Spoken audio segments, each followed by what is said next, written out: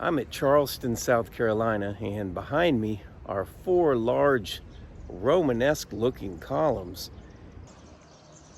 These four massive columns were the columns on what was originally said to be a convention center that was completed in 1899 and given over to the city. It then became a museum. And then in 1981, it said, well, I guess it did burn down. I wasn't here, but they said it burned down.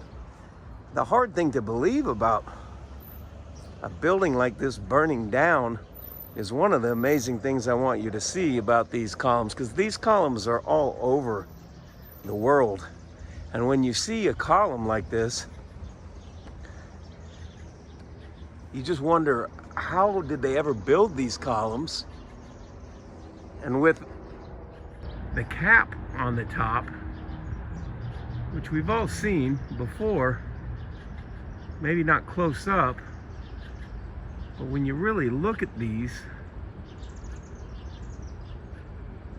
you just wonder, how did they build these? And this was just four columns in a very large convention center. How would something like this burn down? I'll show you a picture of the convention center. But the amazing thing on these is when you look behind the facade, what the structure of something like this is. And there you have it. The entire structure is red brick. Now I'm going to walk over to this other column on the other side. And as you see the base of these columns, that is rock. I mean, it's hard. Obviously, it's not.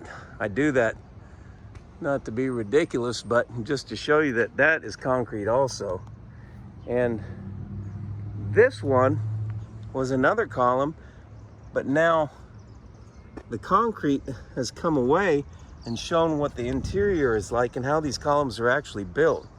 So I'm going to come up here and take a really close look at these. And the incredible thing is that it's all red brick, and you can see that these bricks are cut at an angle, a perfect angle to go all the way around. And you can see how they have to be cut kind of like a pie to be able to go all the way around. And then on the interior, there's an entire configuration of bricks put diagonally that just fills up every bit of the space. And to realize that these all had to be cut perfectly to go all the way around in a circle. The interior had to be filled up. What spaces are in between had to be filled with concrete. And then on the outside, there had to be a taper, because these are not perfectly straight up and down. If we come over and look, these columns have a slight taper in all the way up. And so this brickwork would have to be perfectly done around the outsides.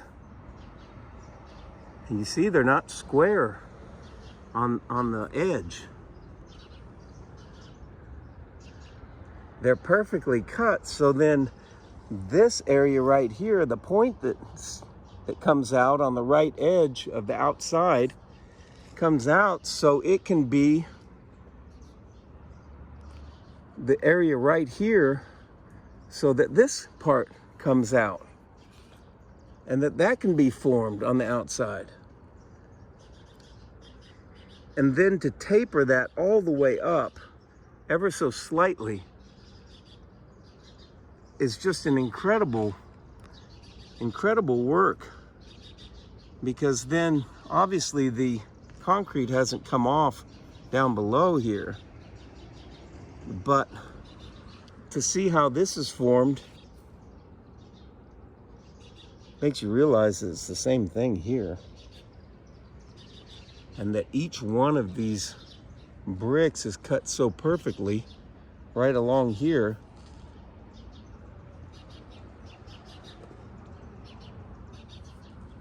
to form a place for this round part here, which now if we go across to here is right there on this one, and which is perfect. And so what we're looking at here is a column that's perfect, and it's constructed of red brick,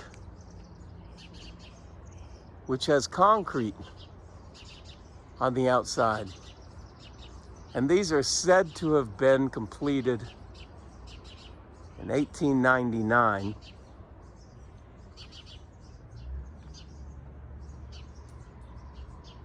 Post down below when you think these were actually done or completed.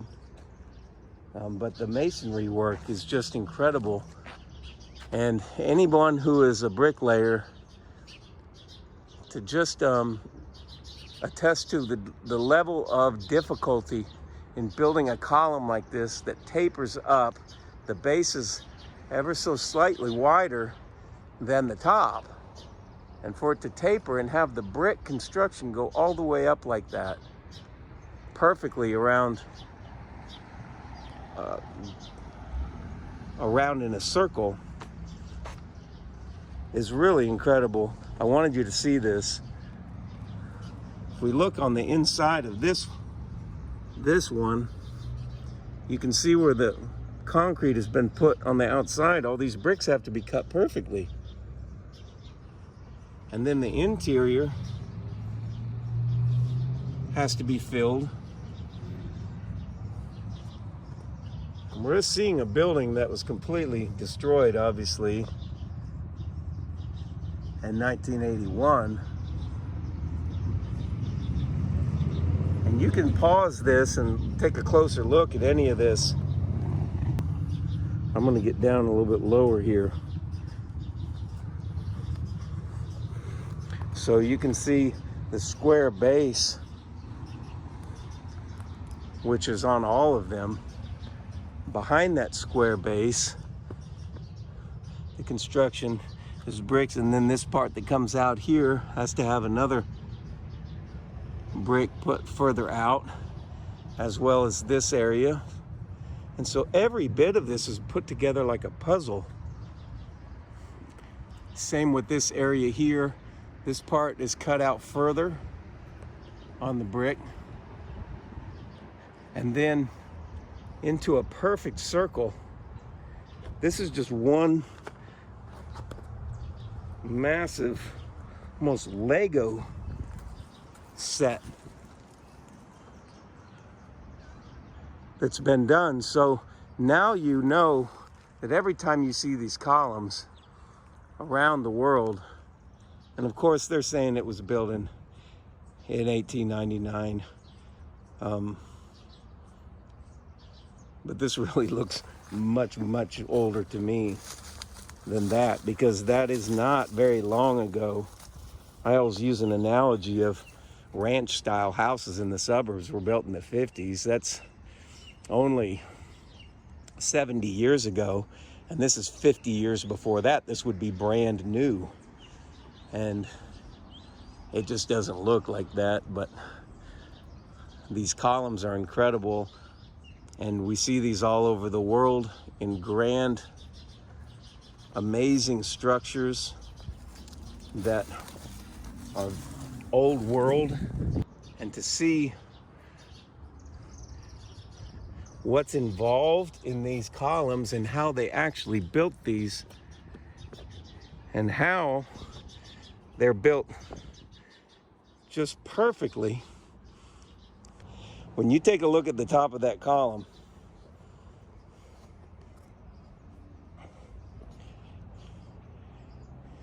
and just see how perfectly everything had to be cut to be in a circle, but then not exactly the same, so it goes straight up, but slightly moved in, just ever so slightly. And obviously it had to be perfect because this concrete is uniform. It's not, doesn't have like wide sections in one area where the brick wasn't put far enough out. They're all pretty perfect in that this concrete on the outside is the same width all around. And so for that to be tapered up to the very top of that column means that these things had to just be done perfectly. And the level of difficulty is just amazing. I've had people tell me that smokestacks would be incredibly hard to make, the round ones. A bricklayer told me that, and that he didn't know how to do it and he could make anything else, but the degree of difficulty on this is amazing. And maybe a lot of you didn't know that these columns were made from red brick, but there you have it. So I wanted you to see this and just take a look at an old world building that has been completely destroyed, and just part of it remains right here. And as we approach this one in the same way, it's done precisely just the same.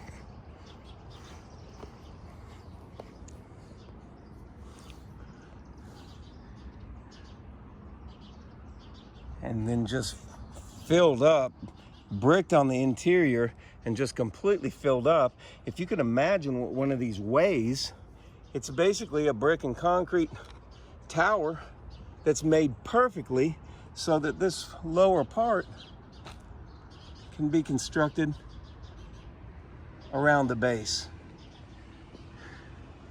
And these got to be at least, oh boy, 40 feet high, 30 feet high. They're about 30.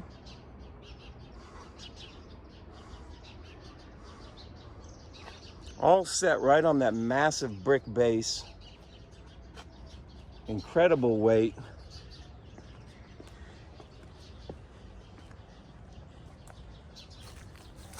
And if this building was built, you know, far, far earlier than what is said, it would all be mud flooded and would go down below even further, just like all the other things are.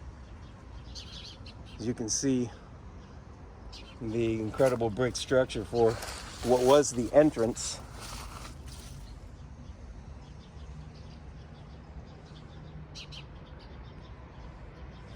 An amazing structure, an old world structure of the remains that are here at Charleston, South Carolina. Hit like and subscribe, and I'll see you in the next video.